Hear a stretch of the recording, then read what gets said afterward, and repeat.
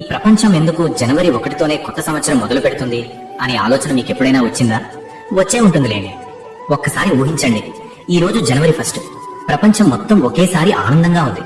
Fire works, count down, happy new year అంటూ మెసేజ్లు. కానీ ఒక్క ప్రశ్న మాత్రం ఎవ్వరూ అడగరు. ఈ జనవరి 1 అసలు ఎవరు పెట్టారు? ఎందుకు ఇదే సంవత్సరానికి మొదటి రోజు అయ్యింది? ఇది సహజంగా వచ్చిన రోజా లేక ఎవరో నిర్ణయించిన రోజా? ఈ వీడియో చివరికి మీకు ఒక విషయం అర్థమవుతుంది. జనవరి 1 కేవలం ఒక తేదీ కాదు, అది ఒక చరిత్ర. ఈ రోజు మనం జనవరి అంటున్నాం, కానీ ఒకప్పుడు జనవరి అనే నెలే లేదు.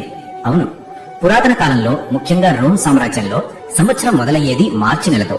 అందుకే ఇప్పటికీ వినిపించే నెలల పేర్లు చూడండి: September 7, October 8, November 9, December 10.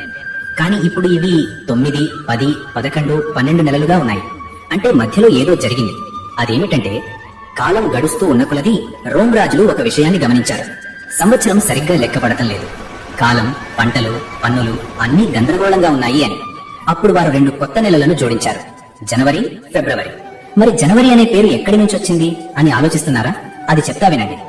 Roman ప్రజలు ఒక దేవుణ్ణి నమ్మేవారు. ఆ దేవుడి పేరు జానస్. ఈ దేవుడికి 2 ముఖాలు, ఒకటి గతాన్ని చూస్తుంది, ఇంకొకటి భవిష్యత్తును చూస్తుంది. అందుకే కొత్త ఆరంభాలు, కొత్త ద్వారాలు, కొత్త ప్రయాణాలు అన్నీ జానస్ పేరుతోనే మొదలయ్యాయి. అందుకే జనవరి కొత్త ఆరంభం.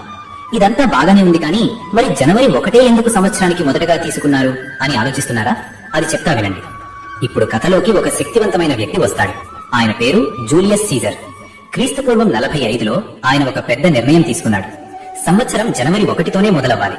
ఎందుకంటే ప్రభుత్వ పదవులు జనవరిలో మొదలయ్యేవి, పన్నుల లెక్కలు జనవరిలోనే. పాలనకు అది సరైన సమయం. అప్పుడే పుట్టింది జూలియన్ క్యాలెండర్.